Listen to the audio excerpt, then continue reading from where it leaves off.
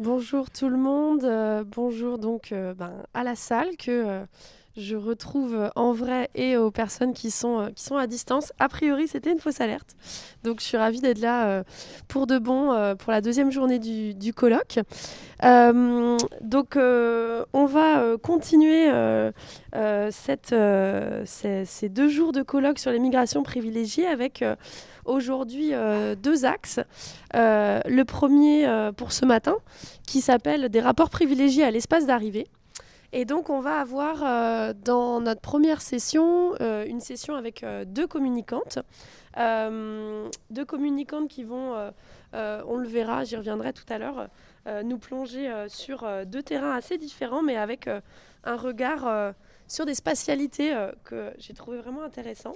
Donc, on va commencer avec Clio Chavenot, qui est professeure assistante en sociologie à Sorbonne Université à Abu Dhabi.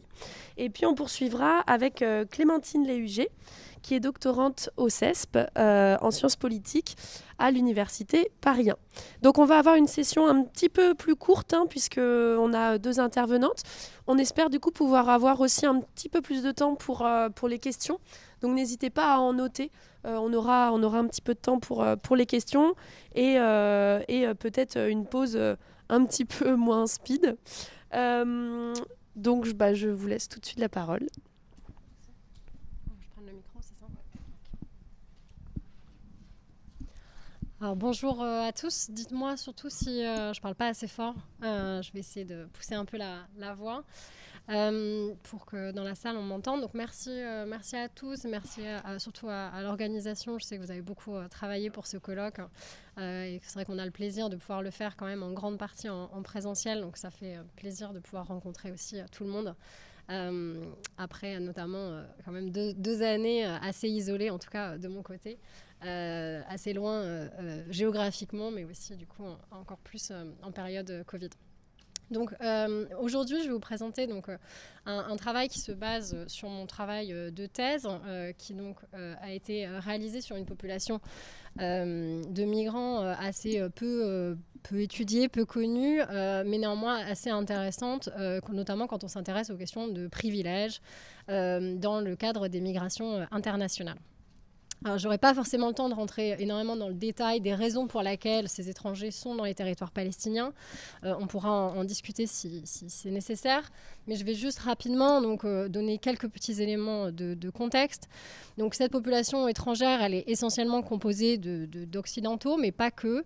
Et elle est arrivée à partir des années 1993, qui correspondent en fait aux accords d'Oslo, qui ont signifier des flux financiers massifs vers les territoires palestiniens par ce qu'on appelle la fameuse communauté internationale, mais qui a injecté des millions et même des milliards de dollars dans les territoires palestiniens dans le cadre des accords d'Oslo, et qui, cette manne financière, n'a pas cessé au fil des années. Et plus la situation finalement politique s'aggravait et s'enlisait, et la situation des Palestiniens devenait de plus en plus difficile, plus en fait l'argent et les sommes ont augmenté pour permettre finalement le maintien d'un statu quo politique qui ne permet pas de solution politique, mais qui en tout cas fait maintenir une certaine forme de statu quo.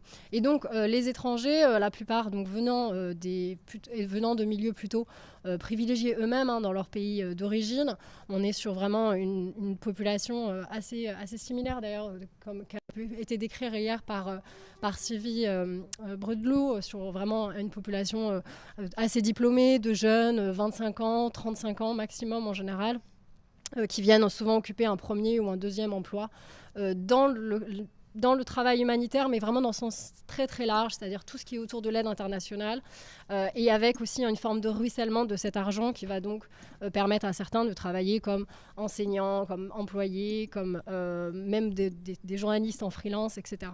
Donc c'est une population assez particulière, mais ça représente donc un certain turnover pour des raisons multiples, mais de manière générale, à l'année, ça représente plusieurs milliers donc de citoyens étrangers donc qui vivent principalement à Jérusalem-Est, à Ramallah, à Bethléem et à Gaza aussi, dans une certaine mesure, et dans une ville comme Naplouse également.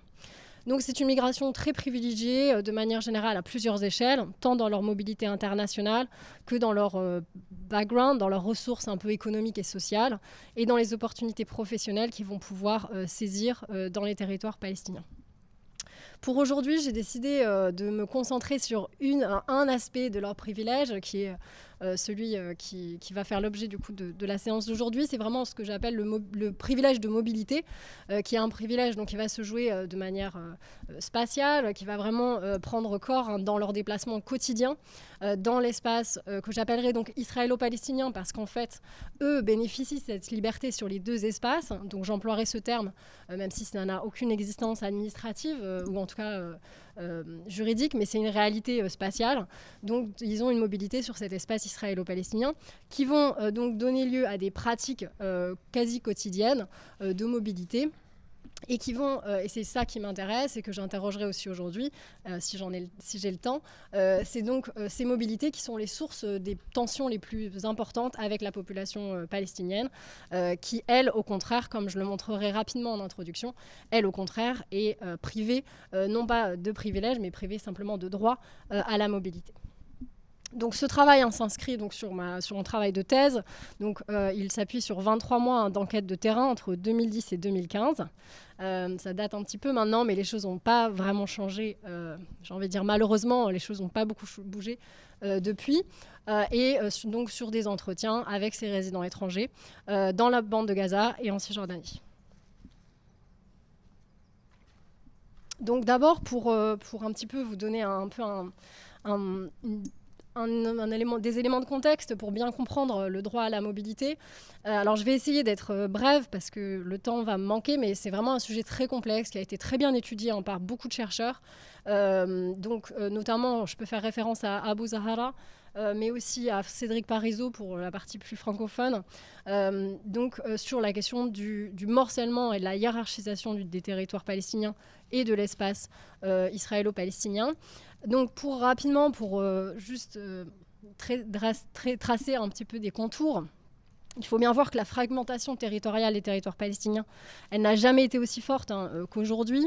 Actuellement, on a donc un régime de fermeture des territoires qui ont été faits à partir des années 1990, puisque grosso modo, en fait, il faut voir qu'après chaque intifada, en fait, les choses se sont resserrées et se sont durcies. Donc après la première intifada, les choses ont commencé la mobilité a commencé à être un enjeu très important. Et donc on a eu bien sûr l'annexion de Jérusalem-Est en 1967, qui, si les mobilités ont été possibles pendant assez longtemps, à partir des années 90, ça a commencé à être très compliqué. On a eu la division en 3 zones, également à partir des accords de 1995, les accords d'Oslo. Donc les territoires palestiniens, donc la Cisjordanie a été divisée en 3 zones. La zone A, B, C, j'aurais pas le temps de la décrire, mais ça a un impact très fort sur les mobilités palestiniennes. Et de manière générale, de manière exponentielle, dans les années 90 puis 2000, on a bien sûr une politique expansionniste israélienne qui a exproprié un certain nombre de terres pour construire les colonies et qui ont donc forcément morcelé énormément les territoires palestiniens et rendu progressivement impossible la création d'un État palestinien souverain dans les frontières de 1967. Donc auparavant, avant les années 90, on avait finalement un espace qui était beaucoup plus fluide, avec un espace qu'on peut décrire sans avoir de vision idéaliste. Il faut néanmoins reconnaître qu'il y avait une liberté de mouvement pour les Palestiniens qui pouvaient se rendre côté israélien et bénéficier notamment d'un maintien des liens avec les Palestiniens qu'on appelle de l'intérieur, donc les Palestiniens citoyens israéliens.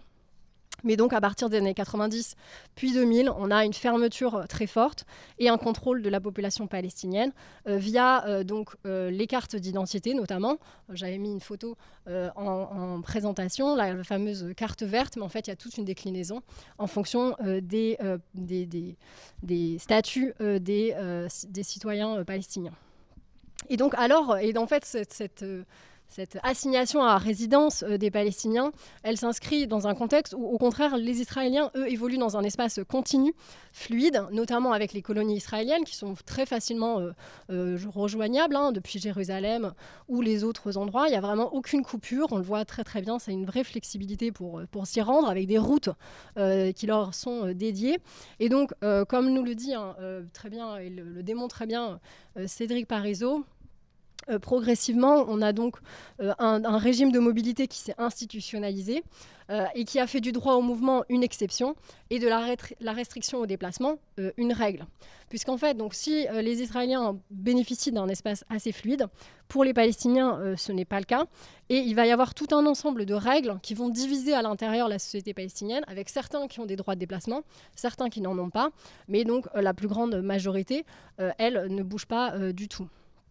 Donc, comme nous le dit Cédric Parizeau, ceci d'autant plus que ce système s'étend pour gérer les déplacements des Palestiniens jusqu'au cœur donc, de la Cisjordanie. Alors, je n'ai pas le temps de décrire la carte. Donc, c'est une carte de l'OCHA, qui est donc, une organisation des Nations Unies qui tout répertorie tous les checkpoints, toutes les zones où en fait, il y a des blocages sur les routes qui empêchent les circulations palestiniennes.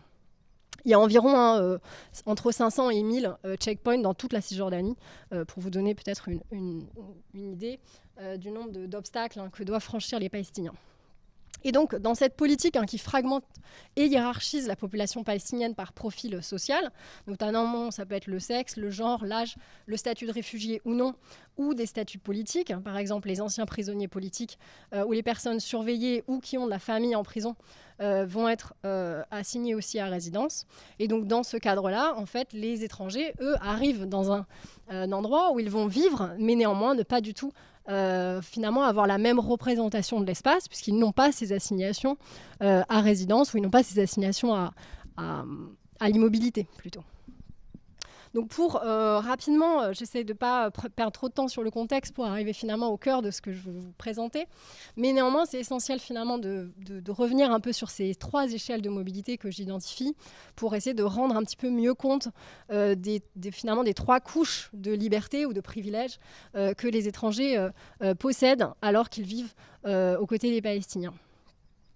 Et donc, le privilège ici repose essentiellement sur le fait d'avoir un passeport étranger.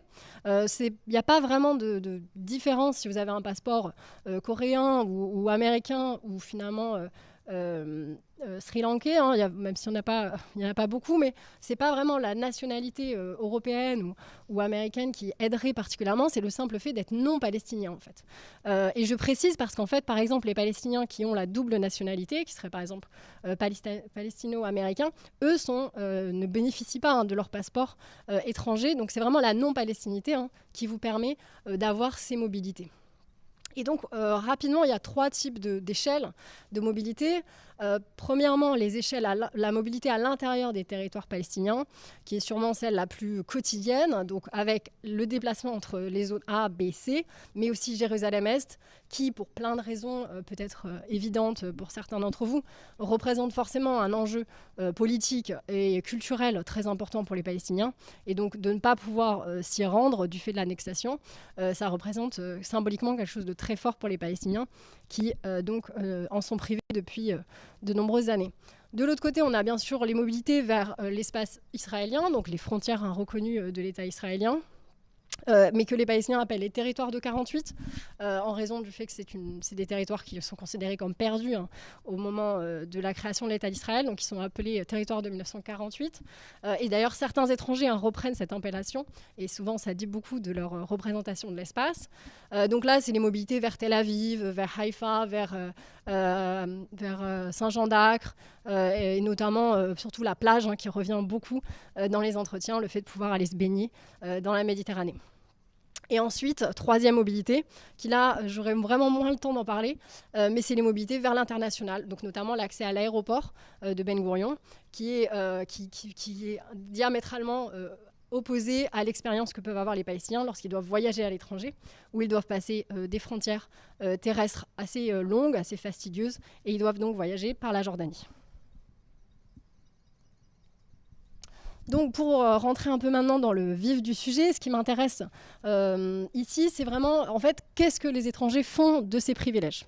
Donc la plupart d'entre eux, comme je vous l'ai dit au début, finalement, ils travaillent dans le cadre de l'aide internationale. Ils sont donc souvent très conscients des implications politiques et de la manière dont le territoire, finalement, est un espace d'enjeu politique et ce que ça peut représenter par les Palestiniens. Et ce qui est intéressant, c'est qu'au fil de leur installation sur place, il va vite se poser en fait la question de qu'est-ce qu'ils font de ce qu'ils identifient très rapidement comme des privilèges. Et donc là, c'est là qu'en fait, dans le cadre de mes entretiens et de mes observations, j'ai vraiment identifié vraiment un spectre de positionnement, et c'est ça que je vais essayer de vous représenter aujourd'hui, même si je vais les diviser un peu en deux groupes, simplement pour le principe de la présentation. Néanmoins, c'est des positions parfois fluides, avec des gens qui peuvent aussi changer d'opinion, changer de pratique, mais je vais quand même les diviser un peu en deux, plutôt d'un point de vue pour le bien de la représentation. Et donc, je vais démarrer avec cette petite phrase issue d'un petit article dans un petit journal qui s'appelle This Week in Palestine, qui est très lu, notamment par les étrangers, et qui est publié tous les mois en Palestine, en Cisjordanie. Et donc, c'est Kieran Monks qui écrivait un article qui s'appelait « Why your streets are full of foreigners ». Et dedans, il a cette phrase qui est assez intéressante.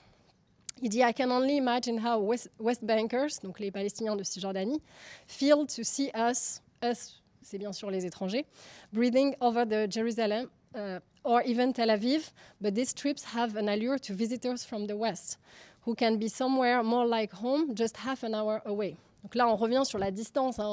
C'est quelque chose que je n'ai pas évoqué. Peut-être que pour certains, ce n'est pas aussi évident, mais c'est un tout petit territoire. Donc c'est très, très facile. C'est peu de temps de mobilité. Donc en effet, en 30-40 minutes, vous pouvez être sur la plage depuis Ramallah. Et donc, il a cette expression, il utilise ce terme de « guilty pleasures ». Et donc, quand j'ai lu cet article, ça a vraiment fait un clic. Pour moi, je trouvais que c'était vraiment un terme très approprié par rapport à ce que ressentent beaucoup d'étrangers, cette sensation de culpabilité de l'usage du privilège. Et ensuite, cette culpabilité, ils en ont un rapport un peu différent selon les personnes. Donc, pour revenir un peu sur ces deux types de positions, on va avoir d'un côté ceux qui, au contraire, ne le voient pas forcément complètement comme un privilège et l'envisagent d'abord comme un droit à la mobilité qui fait en fait qui est tout à fait en accord finalement avec leur pratique habituelle. D'accord ? Le fait de pouvoir se rendre à la plage, de pouvoir aller faire un certain nombre d'activités, pour eux, c'est simplement le prolongement de leur style de vie dans leur pays d'origine. Et donc, ils n'y retrouvent pas finalement de contradiction particulière, ou en tout cas, n'ont pas un sentiment très fort de culpabilité ou de gêne à avoir cette mobilité. Et notamment, c'est vraiment ce qui ressort dans les entretiens, c'est la volonté de retrouver un style de vie occidental. Et donc là, on a une vraie opposition dans leur discours entre la vie dans les territoires palestiniens qui serait donc marquée par la culture arabe, marquée par notamment un contrôle du corps et des comportements, et bien sûr aussi un pays beaucoup plus marqué par la guerre que de l'autre côté. Et donc, c'est l'envie de passer le week-end dans un endroit vraiment occidental. Et c'est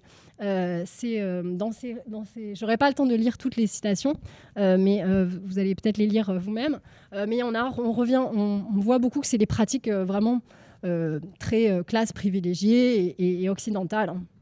Je me lève tôt, je bouquine, je vais courir, je vais à la plage, je me balade, je vais au resto, je vais au marché. On a Sophie, par exemple, qui a cette phrase assez intéressante. Elle dit « La dernière fois, on est allé à Tel Aviv pour dîner, et là-bas, ils vivent ». Donc, il y aurait beaucoup de choses à dire sur cette phrase. Et puis, on a beaucoup chez les jeunes femmes la question des vêtements qui revient beaucoup. Et cette phrase de Chelsea, notamment, qui nous dit « C'est nécessaire pour ma santé mentale d'aller en Israël ». Donc là, on est vraiment sur un rapport assez décomplexé, assez vraiment de personnes qui n'envisagent pas de ne pas s'y rendre, puisqu'elles ont le droit. Elles estiment tout à fait logique, finalement, de retrouver ce style de vie occidental. Et en général, ce qui va avec cette question du style de vie occidental, c'est certains loisirs, certaines activités culturelles et sportives qui sont indisponibles dans les territoires palestiniens pour des raisons multiples, mais qui, donc là, sont vraiment perçus comme des échappatoires et finalement la continuité simplement de leur pratique habituelle. Et donc là, on a Lise, par exemple, qui est une journaliste, qui dit au début, pour moi, Tel Aviv, c'est Disneyland, donc dans le sens où c'est complètement déconnecté finalement de la situation d'occupation que peuvent vivre les Palestiniens. Mais elle dit, mais finalement, en fait, j'y vais maintenant, je fais une coupure, je vais en vacances. Et là, c'est sûrement peut-être l'un de mes enquêtés suisses qui m'a fait cette révélation, puisqu'il n'était pas tout à fait très fier de lui. En même temps, il me l'a dit, donc c'est que c'était quand même quelque chose qu'il assumait en même temps. Mais donc alors qu'on était en entretien à Ramallah, il m'a donc dit que C'est vrai, il reconnaissait qu'il était même allé donc faire du ski dans le Golan occupé, donc dans le Golan syrien occupé, donc qui est un territoire non reconnu par la communauté internationale et qui est un territoire disputé.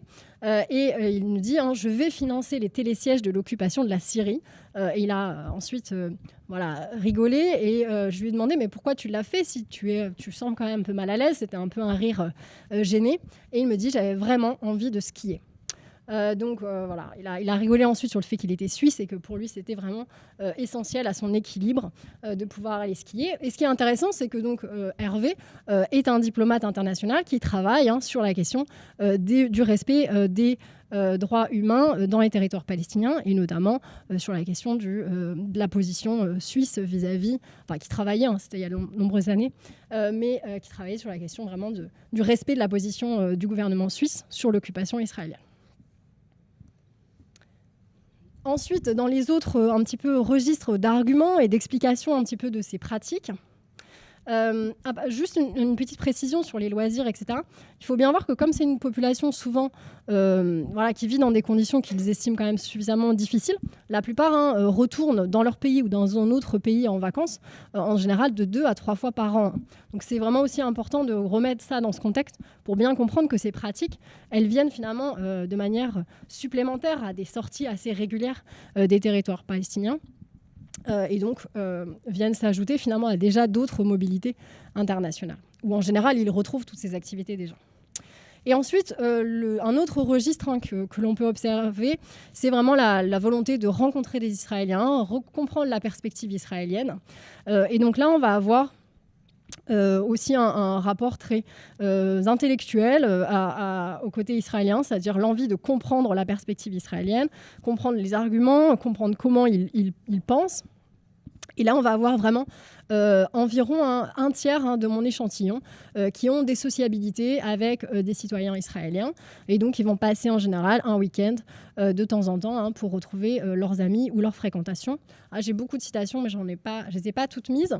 Mais il y a ce petit passage dans la citation de Morgan qui m'intéresse ici. Il dit bien « Je sens bien que je bouge entre 2 pays et peuples distincts. Il y a une grosse différence entre les deux, mais en même temps, c'est facile et naturel d'évoluer entre les deux. » Donc ce facile et naturel, il est vraiment intéressant quand on le remet dans le contexte dans lequel il est dit. Et de l'autre côté, même si, encore une fois, je ne veux pas les opposer parce qu'il y a des gens qui ont beaucoup bougé à l'intérieur sur ces questions, mais on va dire que de l'autre côté, on a un autre groupe qui est, au contraire, lui, entretient un rapport beaucoup plus compliqué à ses privilèges. En général, ils en sont déjà pleinement conscients. Ils savent bien que leurs droits sont aux dépens finalement de la mobilité des Palestiniens. Et donc, ils vont avoir un rapport qui est aussi entre gêne, qui va donc leur faire limiter leur pratique de mobilité, et pour certains, un rejet complet de ces privilèges avec une volonté d'en utiliser le moins possible, voire pas du tout. Donc là, on a par exemple Alicia qui travaille à Naplouse et qui travaille notamment avec des agriculteurs qui, eux, sont privés d'accès de leurs terres parce qu'elles se trouvent près des colonies ou parce qu'elles sont derrière le mur. Et donc, elle nous dit très bien qu'elle n'arrive pas du tout justement à naviguer entre ces deux espaces. Elle me dit dans sa citation, que j'ai un petit peu coupée, mais elle adore aller à la plage. Elle vient d'un endroit, je crois je me souviens bien, elle est d'origine de Porto Rico, donc elle adore la plage, elle adore se baigner. Et elle me dit en fait que pour elle, c'est impossible d'être à la plage et en même temps de savoir ce qui se passe de l'autre côté. Elle n'arrive pas du tout à dissocier les deux espaces. Et elle nous dit donc, notamment quand ses collègues lui demandent qu'est-ce que tu as fait ce week-end, les quelques fois où elle a été soit à Jérusalem, soit à la plage, en fait, il y a cette expression en arabe qui est nialek, qu'on va dire à quelqu'un quand on va dire « Ah, quelle chance, t'es chanceuse ». Et donc, c'est une phrase qui se dit régulièrement. Et en fait, elle ne supporte pas cette culpabilité de savoir que finalement, eux ne peuvent pas y aller. Et donc, elle a préféré arrêter de s'y rendre. On a quelque chose d'assez similaire chez Flore, qui est travailleuse humanitaire, qui, elle, compare donc, la situation à l'Afrique du Sud, et elle ne se sent pas du tout le faire. Donc, je n'ai pas trop envie de cautionner ça et de dépenser mon argent là-bas. Et donc, les difficultés en fait, à évoluer dans l'espace israélien, elles ne se limitent pas à une question simplement spatiale ou géographique, c'est-à-dire à s'y rendre ou ne pas s'y rendre, mais aussi à une question relationnelle. Un certain nombre d'entre eux n'ont pas envie du coup de fréquenter des Israéliens. Là, c'est peut-être Maxime qui l'explique le mieux. Il nous dit on n'allait pas se forcer. Même si je fais une forte différence entre les colons et les Israéliens qui vivent dans les territoires de 48, vous pouvez noter ici qu'il reprend le terme donc, palestinien, mais tout de même c'est un pays qui opprime le voisin et je trouve que ce n'est pas normal. On a rencontré des Israéliens de gauche, c'est intéressant, mais il y a quand même une ligne rouge qu'on s'empêche d'évoquer, car il y a des choses sur lesquelles on n'est fondamentalement pas d'accord. Donc lui qui habite pourtant à Jérusalem-Est, donc qui est déjà finalement de l'autre côté, ne souhaite pas non plus avoir ces sociabilités. Donc ce qui m'intéresse ici dans ce groupe-là, c'est en fait finalement comment ils vont gérer ce rejet ou cette gêne qu'ils vont avoir par rapport à leurs privilèges. Parce qu'en fait c'est très compliqué dans le cadre de leurs emplois ou dans le cadre de leur mobilité internationale de se priver complètement d'aller dans l'espace israélien ou à l'intérieur même des territoires palestiniens, de ne pas y aller. Beaucoup en fait dans le cadre de leurs emplois doivent soit se rendre à Jérusalem-Est, soit parfois se rendre en zone C, qui elle est parfois interdite aux Palestiniens. Et donc ce qui va se passer en général, ce que j'ai repéré dans les entretiens, c'est que finalement, ils vont chercher à tracer des lignes un peu floues, où ils vont s'interdire des choses volontairement pour être en ligne, en accord finalement avec leurs propres principes. Alors, ça va être notamment le fait d'accepter d'y aller pour des obligations professionnelles et de se rendre, d'utiliser l'aéroport de Ben Gurion. Mais par contre, ils vont se priver de tout ce qui est de l'ordre du plaisir, du loisir et des vacances. Et donc, ils vont vraiment s'interdire d'aller à la plage, d'aller voir un film au cinéma, d'aller ce genre de choses qui vont, elles, être impossibles aux Palestiniens. Et donc, ils vont appliquer les mêmes règles pour eux alors qu'ils ont cette capacité de mobilité. Et enfin, une autre manière de contourner finalement leur sentiment de culpabilité, ça va être s'ils font ces pratiques de loisirs ou de vacances, ils vont le faire en étant avec d'autres Palestiniens, donc notamment des Palestiniens qui auraient obtenu des permis, ce qui est assez rare, mais ça peut être le cas pour certains. Donc là, Alicia, par exemple, que j'évoquais tout à l'heure, ensuite l'a fait avec un de ses amis qui a eu un permis pour passer 2 jours. Pour pouvoir se rendre. Donc, ils ont été à la plage ensemble. Elle m'expliquait donc, que c'était une des seules manières pour elle d'accepter d'aller à la plage à Tel Aviv, c'est finalement de pouvoir aider son ami à traverser finalement. Et enfin, merci. Et enfin, le dernier élément qui leur permet finalement de maintenir, de limiter leurs privilèges, c'est en maintenant le boycott économique, qui est une pratique politique, de consumérisme politique, qui est assez fréquente parmi les étrangers et parmi une certaine frange de la population palestinienne. Et donc, quand ils vont se rendre, par exemple, à la plage ou par exemple dans d'autres endroits comme le Golan, ils vont donc maintenir un boycott économique, c'est-à-dire qu'ils vont acheter tout ce qu'ils doivent côté palestinien. Et s'ils sont de l'autre côté et qu'ils doivent acheter quelque chose, ils vont chercher à trouver les commerçants palestiniens pour pouvoir leur acheter à eux et ne pas acheter aux autres. Donc, toute une volonté de maintenir ce qu'on appelle le boycott économique. Donc, je vais juste finir, malheureusement j'ai trop parlé, je vais juste finir sur cette question donc, de la question du privilège. C'est une question que je me pose, c'est-à-dire qu'on se demande toujours dans quelle mesure on peut parler de privilège, à quel moment finalement le privilège commence, et la question entre les droits et les privilèges. Et il est évident, on l'a dit, que le privilège, c'est pas un privilège en soi. Je veux dire, le fait de pouvoir traverser un territoire, finalement, c'est quelque chose d'assez classique et lambda. Par contre, ce qui le rend, bien sûr, ce qui pose cette question du privilège, c'est le fait, à mon avis, que on a d'un côté donc le droit des uns et les privations des autres. Et donc, le fait que ça soit une source de tension, le fait que ça soit un enjeu dans les relations sociales entre la population indigène et la population donc, étrangère, c'est à mon avis là qu'on a quand même quelque chose de l'ordre vraiment du privilège, c'est-à-dire le moment où en fait le droit qu'on a donné aux autres grâce à leur passeport étranger est en fait une source de souffrance symbolique, une forme de violence symbolique vis-à-vis des Palestiniens qui du coup eux attendent et ça, c'est quelque chose que je n'aurais pas le temps de vous montrer, mais en tout cas, on a donc, de la part de certains Palestiniens, une vraie demande, finalement, qui a été formulée, notamment dans des cadres un peu satiriques, mais qui a été formulée en demandant aux étrangers, finalement, de se priver de leurs privilèges. Donc, c'est des documents que je n'ai pas pu rajouter. Mais pour terminer, je vais finir donc par ce petit texte de Tala Abourahmeh, qui a publié un article qui avait fait beaucoup parler à l'époque, puisqu'il était assez vindicatif contre les étrangers. Ce texte donc, était intitulé « I am not the local, you are the foreigner ». An open letter to foreigners in Palestine. Et donc, elle nous dit, je vais essayer de le traduire rapidement, la partie qui est la plus choquante après, c'est quand un certain nombre d'entre vous vous rencontrez dans des cafés très sympas de Ramallah et que vous parlez de à quel point les institutions palestiniennes sont corrompues et à quel point les Palestiniens sont bruyants et qu'ils vous draguent, ou en tout cas qu'ils vous draguent parce que vous êtes blonde, grande ou blanche, et comment vous ne sentez pas en sécurité sur place.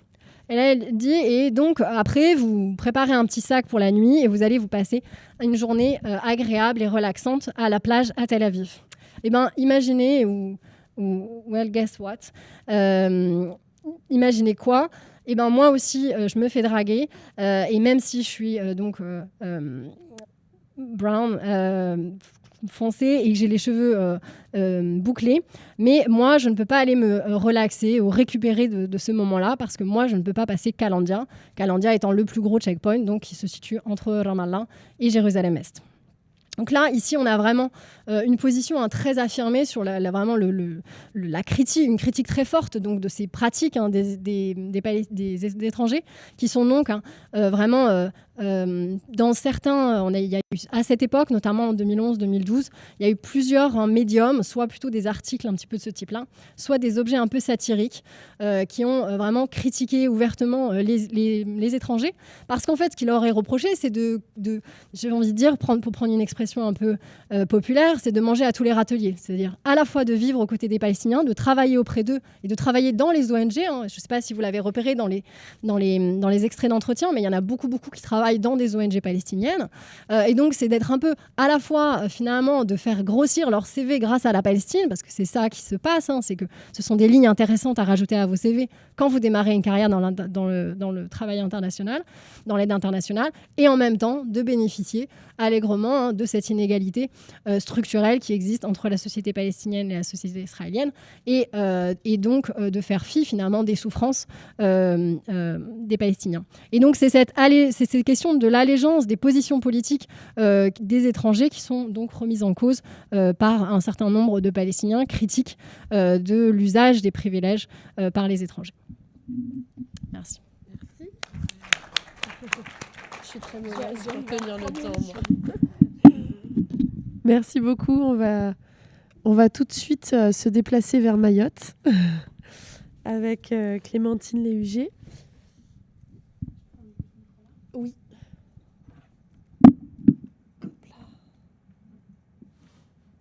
Alors, bonjour à toutes et à tous. Tout d'abord, merci beaucoup aux organisateurs et organisatrices de ce colloque qui, effectivement, nous permettent de nous réunir dans un format hybride. Alors, la communication que je vais vous présenter aujourd'hui porte sur une catégorie particulière de la population qu'on retrouve en Outre-mer, que sont les agents de l'État métropolitains. Donc, en effet, dans les Outre-mer, un certain nombre de postes de la fonction publique est occupé par des métropolitains, qu'on définira provisoirement comme des Français et des Françaises qui viennent de métropole. Donc, hier, Stéphanie Guyon nous a présenté son analyse sur les hauts fonctionnaires de la magistrature, dont les carrières s'inscrivent plus ou moins durablement en Outre-mer. Je vais, moi, vous parler de ceux que j'ai appelés les petits agents de l'État, c'est-à-dire les agents intermédiaires de la fonction publique, que sont les enseignants, les infirmiers, les médecins ou encore les agents des administrations, des services déconcentrés de l'État, qui, en fait, est un groupe qui a été assez peu étudié jusque-là. Donc, mon étude de cas, effectivement, porte sur l'île de Mayotte, qui est donc le dernier département ultramarin, qui donc, se situe dans l'océan Indien, qui a été départementalisé donc, en 2011, et donc qui se trouve être un territoire qui est en fait particulièrement touché par l'emploi d'agents métropolitains dans la fonction publique, ce qui s'explique en fait par le manque d'une main-d'œuvre dans la société locale qui serait suffisamment qualifiée pour occuper les postes dans l'État, et auquel s'ajoute aussi le fait que l'État, justement les services de l'État se sont très fortement développés avec la départementalisation, ce qui a accru en fait les besoins d'une main-d'œuvre qualifiée. Bon, il s'agit donc d'une forme de migration particulière, puisqu'on se trouve face à ce qu'on pourrait appeler une migration dans l'État, qui se trouve dénuée du caractère international qu'on retrouve habituellement dans les expériences de mobilité dont on a principalement parlé dans ce colloque. Alors, ce qui est intéressant, c'est qu'on constate que cette dimension infranationale, si elle a son importance dans les logiques qui vont structurer, qui vont sous-tendre cette mobilité, ça n'empêche pas en fait la projection d'un imaginaire exotique sur le territoire où les métros, comme on les appelle, viennent expérimenter une forme d'altérité tout en entretenant soigneusement un très fort entre-soi. Alors, mon analyse de ce groupe social repose sur plusieurs types de matériaux empiriques, des entretiens biographiques qui ont été conduits avec une trentaine d'agents de l'État de la fonction publique, métropolitain bien sûr, de l'observation participante, notamment réalisée dans le cadre d'un poste dans un collège à Mayotte. Alors, ces matériaux, ils ont été récoltés lors de 4 terrains entre 2016 et 2019, des terrains assez longs, puisqu'ils ont duré entre 4 et 6 mois chacun. Alors, ces terrains, ils ont été en fait l'occasion de faire l'expérience d'une sociabilité métropolitaine en adoptant en fait un positionnement en immersion dans cet entre-soi communautaire. Bon, j'ai donc côtoyé assidûment ces métros avec lesquels j'ai vécu en colocation sur mes terrains. J'ai fréquenté les espaces et les lieux dans lesquels ils ont l'habitude de se retrouver à Mayotte, les bars, les boîtes de nuit, les clubs nautiques ou encore les fêtes privées qui ont été autant de postes d'observation privilégiés pour justement documenter la sociologie de ce groupe, mais surtout pour documenter en fait les pratiques et les comportements qui structurent ce groupe à Mayotte. Avant d'aller donc plus loin justement dans la description de cet entre-soi métropolitain, je voudrais d'abord m'arrêter sur le problème de l'objectivation en fait des contours de ce groupe, dont les critères d'appartenance semblent un peu plus complexes qu'il y paraissent a priori. Alors, à Mayotte, localement, on désigne les métros par les termes de Mzungu ou encore Wazungu, quand on l'utilise au pluriel, donc en shimaoré, qui est une des langues locales qui est parlée à Mayotte. Alors, le terme de Mzungu, c'est vraiment un terme courant, routinier, qu'on entend tout le temps quand on est sur le terrain. Et d'ailleurs, les métros aussi emploient ce terme en entretien pour parler d'eux ou pour parler de leur père. Donc, il n'y a pas de connotation péjorative dans ce terme. Alors, sur le terrain, c'est une catégorie qui semble aller de soi, qui repose donc sur des représentations collectives et qui, cette catégorie, elle se construit en fait à la fois par celles et ceux qui appartiennent à ce groupe, mais également par celles et ceux qui vont les désigner comme tels. Donc, en fait, on a un processus de construction d'une métropolitanité, si on peut utiliser ce terme, qui se fait à la fois de l'intérieur du groupe, mais également de l'extérieur dans une forme d'assignation identitaire. Bon, ceci étant dit, les critères d'appartenance sont difficiles à objectiver. Alors déjà, contrairement à la première intuition qu'on peut avoir, c'est une catégorie qui ne s'établit pas strictement sur le critère de blanchité. Donc une personne non blanche venue de métropole va être désignée comme un métro à Mayotte, même si sa couleur de peau peut faire l'objet d'une forme de brouillage dans l'identification, dont témoigne par exemple un de mes enquêtés racialisés, qui m'explique qu'il n'est pas rare que sur le marché à Mamoudzou, on lui parle en fait en shimaoré, alors qu'à l'instar des autres métropolitains, il ne maîtrise pas les langues locales. Alors, la ligne de partage de ce groupe des métros, elle ne se fait pas non plus strictement sur l'appartenance métropolitaine au sens géographique de ce terme-là, puisque par exemple les étrangers de la Légion étrangère qui se trouvent à Mayotte, mais aussi par exemple les quelques enseignants espagnols qu'on rencontre sur l'île, sont considérés et sont désignés comme des métropolitains. À ce propos, on constate aussi que les nombreux Mahorais et Mahoraises qui sont nés et ou qui ont grandi en métropole et qui sont ensuite de retour sur l'île à l'âge adulte ne sont pas non plus considérés comme des métros. Alors, si donc sur le terrain, il semble assez aisé en fait, de repérer qui relève ou non de cette catégorie par un ensemble de caractéristiques et de pratiques et de comportements qui sont observables, la définition des frontières demeure une difficulté. Alors, cette difficulté, elle s'explique par le fait qu'en fait, c'est une catégorie qui confond, sans forcément les hiérarchiser, des caractéristiques d'ordre racial, bien sûr, social, mais surtout fondées sur le partage de certaines expériences, de certains modes de vie, qui les distinguent en fait des autres groupes sociaux qui sont présents sur le territoire. Alors, il faut aussi rappeler que le terme de métropolitain, c'est un héritage colonial. Et donc, sans adhérer au postulat d'un continuum colonial strict dans les Outre-mer, il faut évidemment prendre en compte cette matrice coloniale de ce statut de métropolitain, puisqu'on en trouve des traces aujourd'hui, notamment dans certains dispositifs spécifiques de la fonction publique en Outre-mer, qui vont attribuer un certain nombre de privilèges à ces agents qui viennent de métropole. Et donc, ce qui nous permet d'aborder J'avais oublié que je n'avais pas de... pas de PowerPoint. Ce qui nous amène donc à un deuxième point, c'est-à-dire de voir comment est-ce que Mayotte se conçoit pour ses métropolitains, pour ses agents, comme une aventure à la fois confortable et exotique. Alors, une aventure confortable parce que justement, l'État en fait procure un certain nombre d'avantages structurels à ces agents venus de métropole. Bon, déjà, il faut quand même préciser que la très large part des métropolitains qu'on rencontre à Mayotte, ce sont des agents de la fonction publique. Il y a très peu en fait, de métropolitains qui viennent à Mayotte pour travailler dans le secteur privé, qui est assez peu développé d'ailleurs sur le territoire. Alors, ce qu'on constate quand on s'intéresse à leur carrière, à ces agents, c'est que Mayotte, en fait, ça ne constitue qu'une étape dans leur trajectoire, où en fait, ils vont s'établir que pour une durée limitée, généralement de 3 ou 4 années. Alors, le récit que font ces agents de leur expérience à Mayotte en entretien montre que justement, cette durée éphémère, cette expérience, va constituer une phase en fait, d'ascension très importante dans leur trajectoire.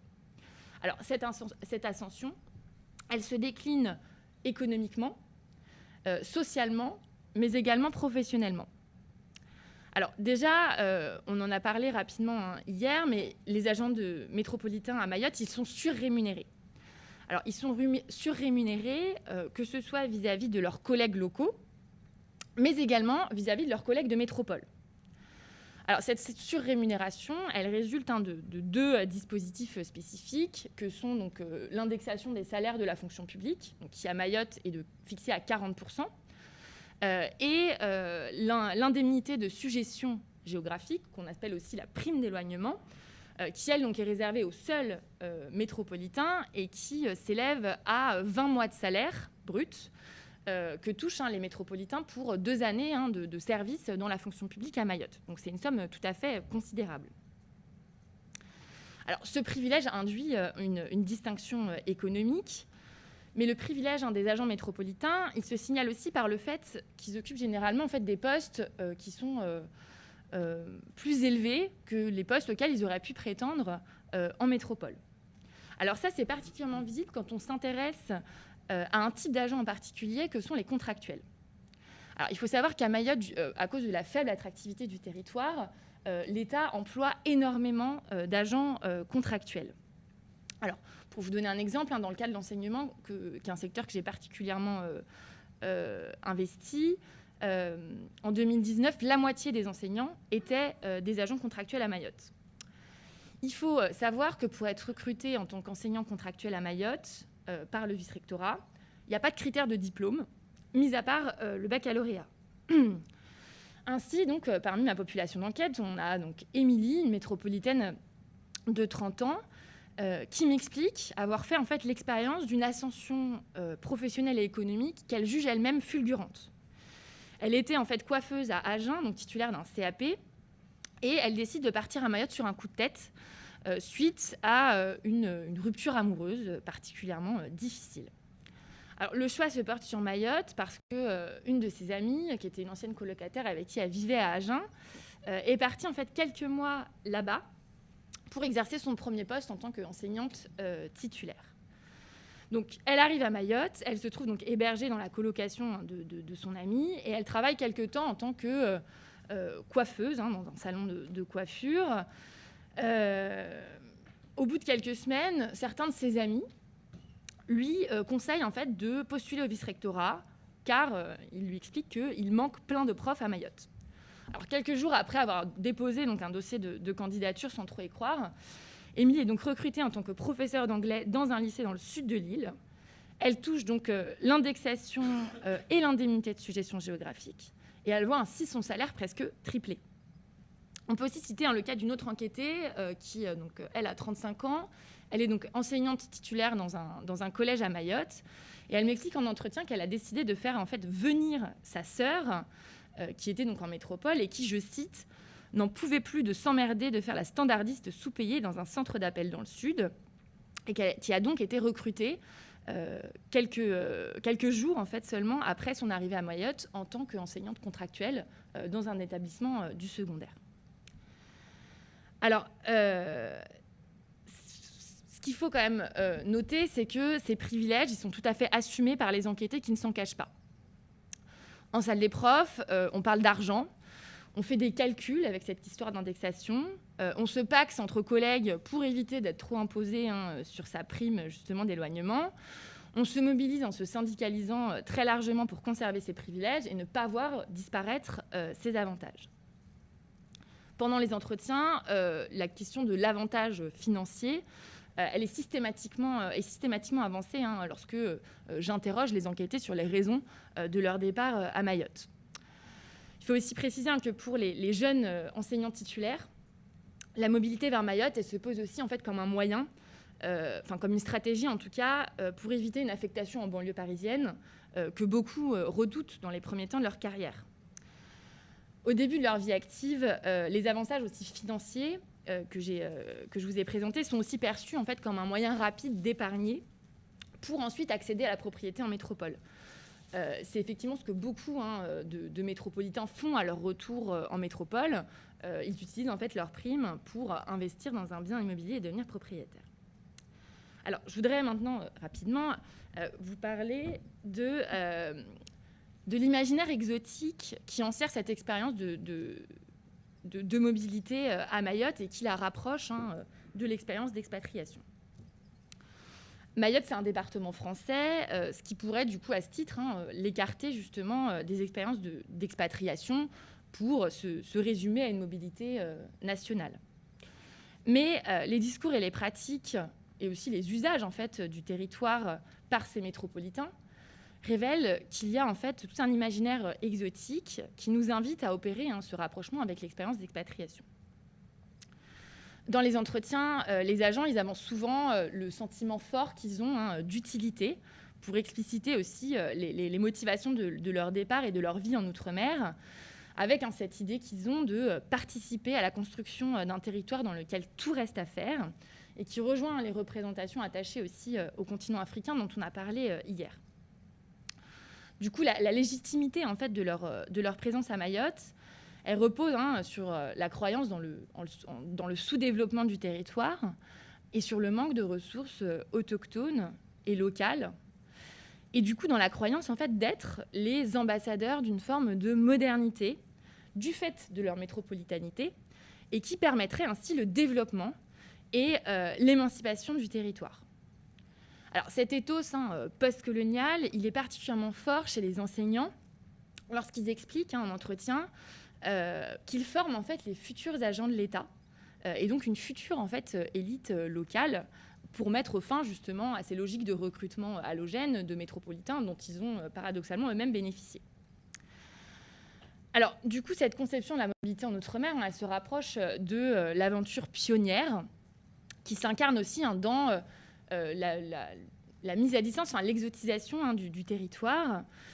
À Mayotte, l'exotisme, il s'incarne dans la découverte d'un environnement tropical, caractérisé par une faune et une flore luxuriantes. C'est aussi un territoire insulaire qui est ceinturé par un des plus beaux lagons du monde. Le fait que la mobilité de ces agents, en fait, elle soit éphémère, je vous le disais, elle est de courte durée, ça va en fait accentuer justement les désirs d'exotisme et la recherche des plaisirs qui découlent de cette quête, on va dire, d'exotisme.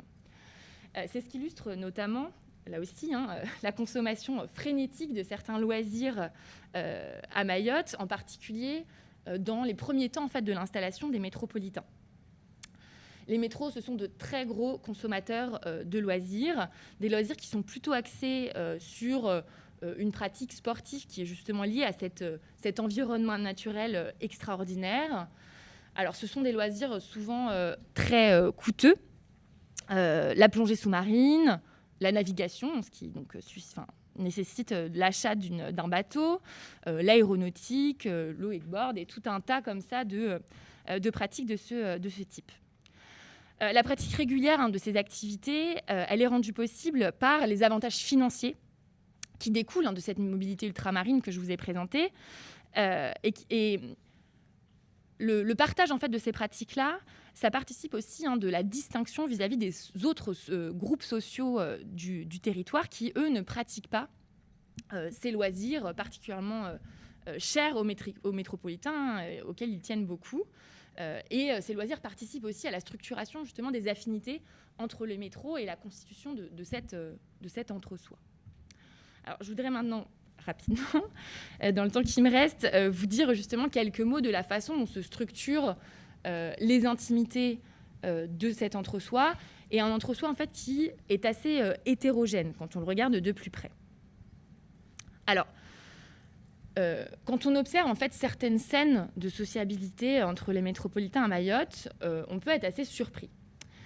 L'observateur peut être surpris en fait par la diversité des profils qui constituent cet entre-soi, où en fait se rassemblent à la fois, donc, on a dit, des enseignants avec des niveaux de diplôme et de qualification qui sont très différents, mais aussi des légionnaires, des médecins urgentistes ou encore des infirmiers.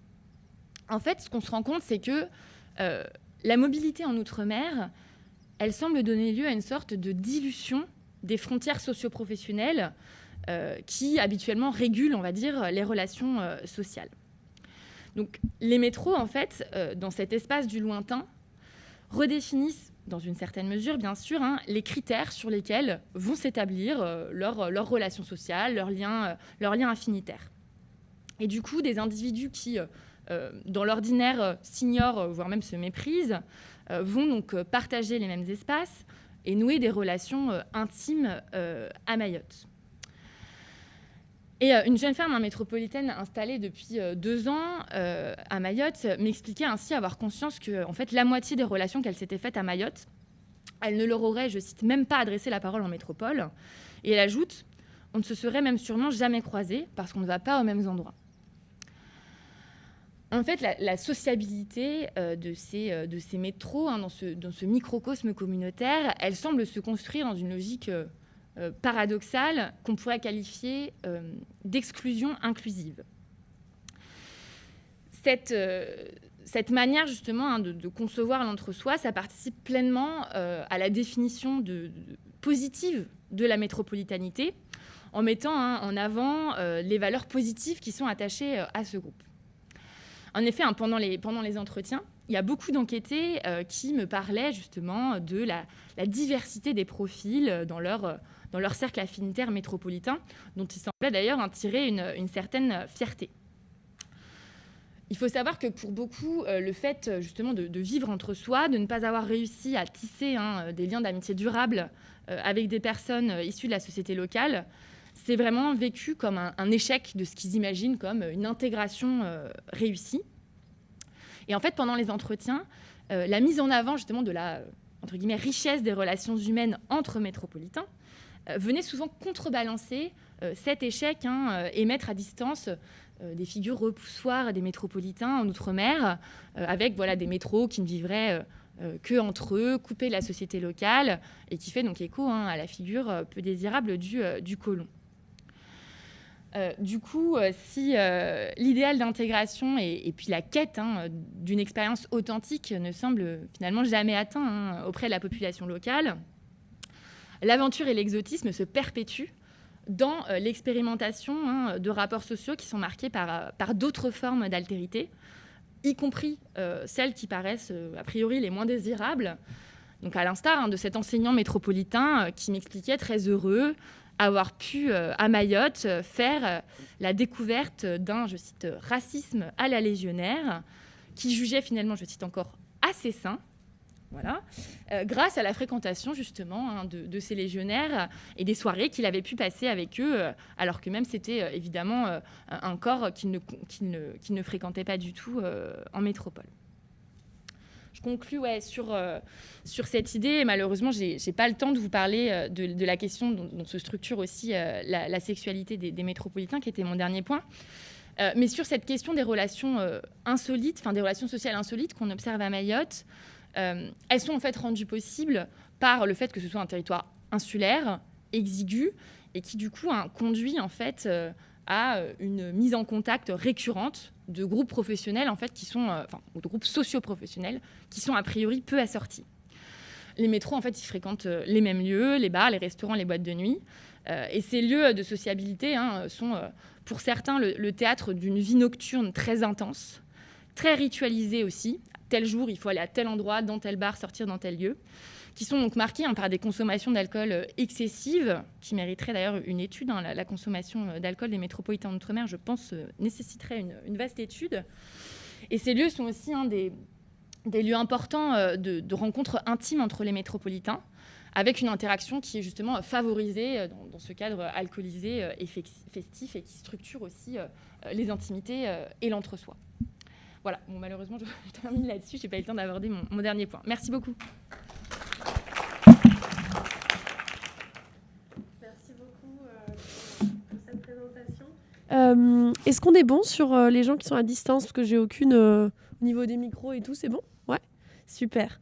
Alors, je vais vous proposer rapidement une petite lecture un petit peu transversale et puis vous faire des questions à l'une et à l'autre, en essayant de garder aussi du temps pour les questions de la salle qui pourront peut-être vous permettre justement, Clémentine, d'aborder ce que vous n'avez pas pu aborder. Alors, on pourrait recroiser les deux interventions sur, par exemple, la notion de surclassement social ou encore la question du rôle de cette migration privilégiée dans les carrières.